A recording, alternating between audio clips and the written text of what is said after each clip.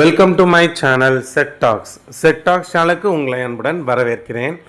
நிறைய பேருக்கு குழப்பமாக இருக்கும், என்னடா 2 வாரமாக நமக்கு வந்து மெனு பிளான் வீடியோவே வரல, veg shopping menu plan video வரலன்னு சொல்லிட்டு நான் வந்து இந்த இந்த மாதம் ஆரம்பித்ததுலேருந்து இந்த லாஸ்ட்டு 2 வாரமாக காய்கறி வந்து நான் அந்த உழவர் சந்தையில் வந்து மொத்தமாக வாங்குவோம், இல்லை சந்தையில் வார சந்தையில் மொத்தமாக வாங்குவோன்னு சொல்லியிருந்தேன் இல்லையா. ஸோ அதுலேருந்து கொஞ்சம் மாறுபட்டு ஒரு புது மெத்தடு ட்ரை பண்ணலாம் அப்படின்னு சொல்லிட்டு, அது எப்படி ஒர்க் அவுட் ஆகுதா அப்படின்னு சொல்லி ஒரு ட்ரையல் அண்ட் எரரில் நான் ஒரு லாஸ்ட் 2 வீக்ஸாக நான் வெஜ்ஜு ஷாப்பிங் பண்ணேன். அது எப்படி அப்படிங்கிறத நான் உங்களுக்கு சொல்கிறேன். ஸோ அது மூலமாக எனக்கு பணம் மிச்சமாச்சு. ஸோ அதனால தான் 2 வாரம் உங்களுக்கு டெஸ்ட் பண்ணிவிட்டு இந்த வீடியோவை போடுறேன். இது மூலமாக இதில் வந்து பார்த்திங்கன்னா என்ன மணி சேவிங் டிப்ஸ் அப்படிங்கிறதையும் லாஸ்ட் 2 வீக்கான மெனு பிளானும் சேர்ந்துருக்கும். மொத்தமாக வந்து காய்கறி வாங்காமல் நான் என்ன பண்ணேன்னா, ஒவ்வொரு நாளும் அடுத்த நாள் என்ன காய்கறி தேவைப்படுமோ அந்த காய்கறியை வந்து மொதல் நாள் சாயங்காலம் வாங்குகிற மாதிரி பிளான் பண்ணேன். எப்படின்னா, இப்போ எப்படியும் நான் வேலை முடிஞ்சு ஆக்சுவலாக நிறைய காய்கறி கடை இருக்குது எங்கள் ஏரியாவில். அதாவது பார்த்திங்கன்னா ப்ரைவேட்டான உழவர் சந்தை இல்லாமல் இந்த மெயின் ரோட்டோட ஓரத்தில் பெரிய பெரிய கடைகளாக போட்டு வச்சுருப்பாங்க, நல்லா சீப்பான ரேட்டில் கொடுப்பாங்க. ஸோ அங்கே வாங்கிக்கலாம், ஃப்ரெஷ்ஷாக வாங்கிக்கலாம். அதுக்கு வந்து தனியாக நான் போய் டெய்லி பெட்ரோல் செலவு அலைய போகிறதில்ல. ஏன்னா வேலை முடிஞ்சு வரப்பையோ இல்லை பால் வாங்க போகிறப்பையோ வாங்கிக்கலாம். இன்னொன்று வீட்டிலேருந்து நடந்து போகிற தூரம் தான். ஸோ அந்த மாதிரி வாங்கிக்கலாம். ஸோ எப்படி வந்து இந்த மாதிரி டெய்லி நிறைய பேர் வந்து வாங்கிக்கிறாங்களே ஃப்ரெஷ்ஷாக, அதில் எதுவும் பணம் மிச்சப்படுமா அப்படின்னு எனக்கு தெரிஞ்சுக்கணும்னு ஆசை. ஸோ அதனால தான் வந்து அன்னன்னைக்கு போய் வாங்கலாம் அப்படின்னு சொல்லி பிளான் பண்ணி அந்த மாதிரி தான் லாஸ்ட்டு 15 டேஸாக வாங்கினேன். ஸோ இதில் வந்து பார்த்திங்கன்னா எனக்கு லாஸ்ட்டு 2 வீக்குக்கான காய்கறி செலவு எவ்வளவுன்னு பார்த்தீங்கன்னா 375 ரூபா. இப்போ சில சமயம் வந்து நான் திங்கக்கிழமை சாயங்காலம் நான் போகிறேன்னு வச்சுக்கோங்க, செவ்வாய்க்கிழமைக்கு வாங்குவேன். அதே மாதிரி ஃப்ரெஷ்ஷாக செவ்வாய்க்கிழமைக்கு என்ன தேவையோ மெனு பிளானுக்கு தேவையோ அதை மட்டும், இப்போ சாம்பார் வைக்கணும்னா ஒரு முள்ளங்கியும் இப்போ உருளைக்கிழங்கு பொரியலாம் 1/2 கிலோ உருளைக்கிழங்கும் அந்த மாதிரி வாங்கிப்பேன்னு வச்சுக்கோங்க. ஸோ வெங்காயம் தக்காளி மட்டும் மொத்தமாக வாங்கிட்டு மிச்சத்தை எல்லாத்தையுமே அன்னன்னைக்கு போய் வாங்கினேன். சம்டைம்ஸ் வந்து பார்த்திங்கன்னா அடுத்த நாள் வேலை இருக்குங்கிற பட்சத்தில், இப்போ நான் புதன்கிழமை போனேன்னா வியாழன் வெள்ளி 2 நாளைக்குரியது, அந்த மாதிரி ஒரு நாளைக்கு தேவைப்படுறதோ இல்லை 2 நாளைக்கு தேவைப்படுறதோ மட்டும் வாங்கிட்டு வந்தேன். ஸோ அந்த மாதிரி இந்த லாஸ்ட்டு 2 வீக்காக பண்ணதில் வந்து எனக்கு வந்து 375 ரூபா வந்து செலவாச்சு. எப்போதும் வந்து பார்த்திங்கன்னா ஒரு வாரத்துக்கு நம்ம 250 ரூபா வைப்போமா, 250 2 வீக்குக்கு 500 ரூபா. ஸோ 500 ரூபா செலவாக வேண்டிய இடத்துல எனக்கு 375 ரூபா செலவாயிருக்கு. ஒரு 125 ரூபா எனக்கு குறைவாக செலவாயிருக்கு. இதுக்கு முக்கிய காரணம் என்னுடைய மெனு பிளானும் தான், காய்கறி செலெக்ஷனும் தான். 2 வாரத்துக்கு முன்னாடி திங்கக்கிழமையிலேருந்து ஆரம்பிக்குது. திங்கக்கிழமை அந்த பருப்பு, பொடலங்காய் ரைஸு, கொஞ்சம் உருளைக்கிழங்கு பொரியல் பண்ணிக்கிட்டோம், ஒரு அப்பளம் வரைச்சிட்டு சாப்பிட்டுக்கிட்டோம் ஃப்ரெண்ட்ஸ். அன்றைக்கி நைட்டு வந்து பார்த்திங்கன்னா chapati plus egg mass. So வீட்டிலையே வந்து பார்த்திங்கன்னா எக் மாஸ் முன்னாடியே தனியாக நான் வீடியோ போட்டிருந்தேன். அதே மாதிரி சப்பாத்தியும் எக் மாஸும் வச்சு பண்ணியிருந்தோம் ப்ரோட்டீனுக்காக. அடுத்த நெக்ஸ்ட் டே செவ்வாய்க்கிழமை வந்து பார்த்திங்கன்னா அன்றைக்கி சாம்பார் வைக்கல, ஏன்னா முந்தின நாள் பருப்பு வச்சதுனால. இது வந்து பார்த்திங்கன்னா லெமன் ரைஸும் மண்டே வாங்கினா அந்த உருளைக்கிழங்கு மிச்சம் இருந்துச்சு. ஸோ லெமன் ரைஸ் உருளைக்கிழங்கு பொரியல் பண்ணியாச்சு. அன்றைக்கி நைட்டு வந்து பார்த்திங்கன்னா சூப்பரான இட்லியும் கொத்தமல்லி சட்னியும் தான்.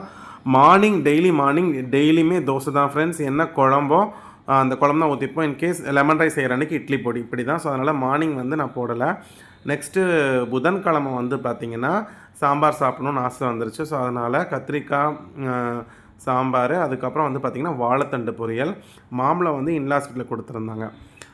அடுத்த நாள் வந்து ஆக்சுவலி அன்றைக்கி நைட்டு வந்து பார்த்திங்கன்னா தோசையும் ப்ளெயின் குருமாவும் பண்ணியிருந்தோம். ப்ளெயின் குருமா யூடியூப்பை பார்த்து வைப்போன்னு சொல்லுவேன் இல்லையா, அந்த மாதிரி சால்னா மாதிரி செஞ்சிருந்தோம். அது சூப்பராக வந்துருந்துச்சு. ஸோ நெக்ஸ்ட்டு வியாழக்கிழமை வந்து பார்த்திங்கன்னா பூண்டு குழம்பு, கீரை வாங்கிட்டு வந்தேன். ஸோ அதனால் கீரை கடையல் மாதிரி பண்ணிவிட்டு பூண்டு குழம்பு வச்சுட்டு கொஞ்சம் வடகம் வறுத்துக்கிட்டோம். குட்டியாக பருப்பு வடை மட்டும் வெளியில் வாங்கிக்கிட்டோம். அன்றைக்கி நைட்டு வந்து பார்த்திங்கன்னா தோசையும் தக்காளி, அதாவது தண்ணியாக வைக்கக்கூடிய தக்காளி சட்னி, இதுவும் ரொம்ப அட்டகாசமாக வந்துருந்துச்சு. எங்களுக்கு ரொம்ப பிடிச்ச மெனு. நெக்ஸ்ட்டு வந்து பார்த்திங்கன்னா ஃப்ரைடே வந்து பார்த்திங்கன்னா சாம்பார், ப்ளெயின் சாம்பார், கீரை கொஞ்சம் மிச்சம் இருந்துச்சு. ஸோ அதை வந்து கடையல் பண்ணாமல் பொரியல் பண்ணிவிட்டு கத்திரிக்காய் வதக்கல் பண்ணியாச்சு ஃப்ரெண்ட்ஸ். அட்டகாசமாக வந்துருந்துச்சு. அன்றைக்கி நைட்டு வந்து பார்த்திங்கன்னா பூரியும் உருளைக்கிழங்கு ஒரு 2 மிச்சம் இருந்துச்சு. அதை வச்சு பார்த்திங்கன்னா நிறையா வெங்காயம் போட்டு பூரி மசால் பண்ணி அன்னைக்கு டின்னரை முடிச்சாச்சு ஃப்ரெண்ட்ஸ். அப்புறம் சாட்டர்டே உங்களுக்கு விலாகாக நான் போட்டிருப்பேன், உங்களுக்கு தெரியும். ஸோ அன்றைக்கி வாழைக்காய் மட்டும் இருந்துச்சு. ஸோ மிச்சம் அந்த வாழைக்காய் வச்சு பொரியல் பண்ணிவிட்டு ரசம் சாதம் வாழைக்காய் பொரியல், கோஸ் பொரியல் இன்லாஸ் வீட்டிலேருந்து கொடுத்துருந்தாங்க, அதை வச்சாச்சு.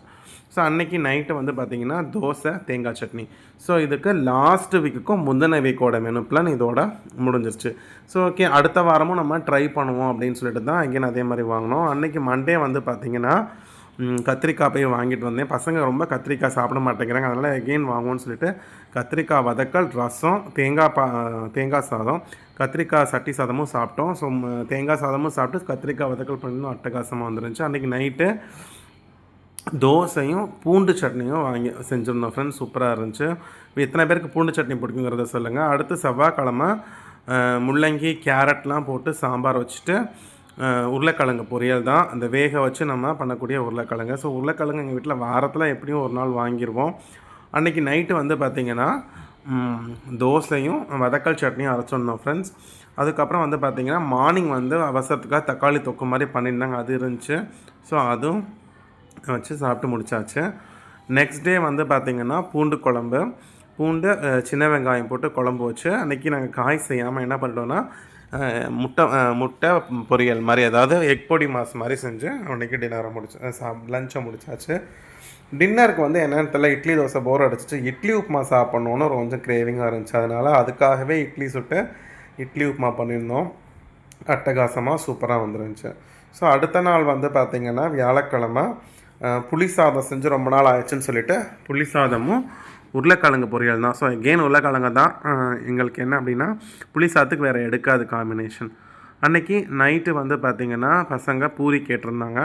ஸோ அதனால் சப்பாத்தி போடாமல் இந்த வாரம் இன்னொரு டைமும் இந்த வாரமும் வந்து பார்த்திங்கன்னா பூரியும் உருளைக்கிழங்கு மசாலும் தான். ஆனால் நைட்டு சாப்பிடக்கூடாது தான், பட் ஆனால் எங்களுக்கு டைம் இல்லை. வெள்ளிக்கிழமை வந்து பார்த்திங்கன்னா நெக்ஸ்ட் டே முள்ளங்கி சாம்பார் வச்சு கேரட் பீன்ஸ் பொரியல். ஸோ இந்த காய் வாங்கினப்போ தான் எனக்கு கொஞ்சம் எக்ஸ்ட்ரா அமௌண்ட் வந்துச்சு, இல்லைனா கூட 350 முடிஞ்சிருக்கும். கேரட் பீன்ஸ் ரேட் அதிகமாக இருந்துச்சு. அப்புறம் வடகம் வச்சுக்கிட்டோம். வெள்ளிக்கிழமை நைட்டு வந்து பார்த்திங்கன்னா இடியாப்பம். ஸோ வீட்டிலையே வந்து இடியாப்பம் செஞ்சு தேங்காய் பால் சாப்பிட்டாங்க. எனக்கு இடியாப்பம் பிடிக்காது, பட் வேறு வழி இல்லாமல் நான் 3 பீஸ் மட்டும் எடுத்துக்கிட்டேன் ஃப்ரெண்ட்ஸ். ஸோ வெள்ளிக்கிழமைக்கு இப்படி போயிடுச்சு. ஆக்சுவலாக இன்றைக்கி August 15. இன்றைக்கி வந்து பார்த்திங்கன்னா பசங்க வீட்டில் இருந்ததுனால தக்காளி சாதம் செஞ்சு கொடுங்கன்னு சொன்னாங்க. மற்ற காய்கறி எல்லாமே முடிஞ்சிருச்சு. இருந்த வெங்காயம் தக்காளி போட்டு தக்காளி சாதம் பண்ணி சிக்கன் 65 பண்ணிட்டோம் ஃப்ரெண்ட்ஸ். சூப்பராக இருந்துச்சு. ஸோ லீவுங்கிறதுனால காலையிலே போய் நான் சிக்கன் எடுத்துகிட்டு வந்து மேரினேட் பண்ணி 65க்கு தனியாக செஞ்சுட்டாங்க. அப்புறம் வந்து நைட்டு கிரேவி பண்ணிக்கலாம் அப்படின்னு சொல்லிட்டு நைட்டு கிரேவிக்கு தனியாக மேரினேட் பண்ணியிருந்தோம்.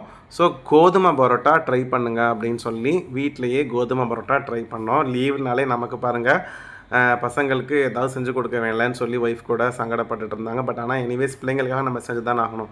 ஸோ கோதுமை பரோட்டாவும் சிக்கன் கிரேவியும் வச்சு சாப்பிட்டு இன்றைக்கி பார்த்திங்கன்னா ஹாலிடேவாக சந்தோஷமாக கொண்டாடி இந்த வீக்கையும் முடிச்சாச்சு ஃப்ரெண்ட்ஸ். அதுக்கப்புறம் பார்த்திங்கன்னா எக்கு நிறைய பேர் சேர்த்துக்க சொல்கிறீங்க. ஸோ எக்கு வந்து நாங்கள் முட்டை பொரியல் என்னைக்காவது ஒரு நாள் செஞ்சு சாப்பிட்டா கூட தோசையில் முட்டை தோசை மாதிரி ஊற்றி பசங்களுக்கு நைட்டில் கொடுத்துருவோம். அது வீடியோவில் வைக்க மறந்துடுறோம். மற்றபடி எக்குமே வந்து ரெகுலராக சேர்த்துக்கிறோம் ஃப்ரெண்ட்ஸ். இந்த வீடியோ பிடிச்சிருந்துச்சுன்னா லைக் பண்ணுங்கள், கமெண்ட் பண்ணுங்கள். நெக்ஸ்ட் வீடியோவில் உங்கள் எல்லாரையும் பார்க்குறேன். Bye friends.